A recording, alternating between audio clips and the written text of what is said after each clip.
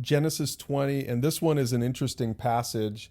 It says from there, from the Sodom story from chapter 19, Abraham journeyed toward the territory of the Negeb and lived between Kadesh and Shur. And he continued then to sort of move in that region. It says, and Abraham said of Sarah his wife, she is my sister.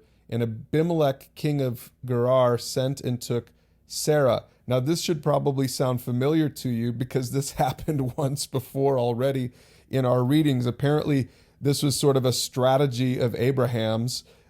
Certainly not a good thing, kind of a cowardly thing to do.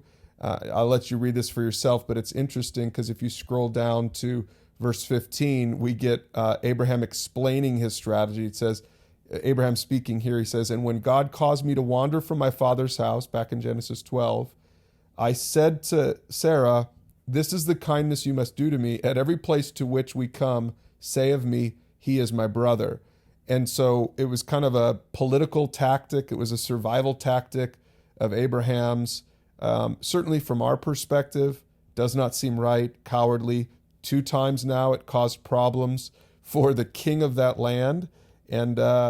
And so, but once again, we see kind of how God worked it out in this chapter. And I'll let you read this chapter, but here's what it says at the end of it. Then Abraham prayed to God, and God healed Abimelech and also healed his wife and female slaves so that they bore children.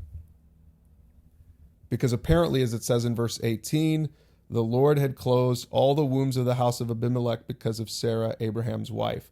And so this is kind of interesting that in spite of Abraham's imperfection, God still uses Abraham. God still listens to Abraham's prayers. And it just once again reinforces the character of Abraham was not the point of the story. The point of the story is that God keeps his promises. And this is so good for us to keep in mind. Maybe you feel like you are not qualified to be in a relationship with God. Well, I hope as you read about the life of Abraham, you realize that Abraham also wasn't qualified.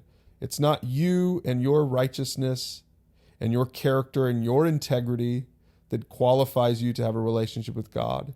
It is what Jesus did on the cross for you, and it is trusting in him that sets you free and allows you to have a relationship with the God of the universe, just like Abraham had.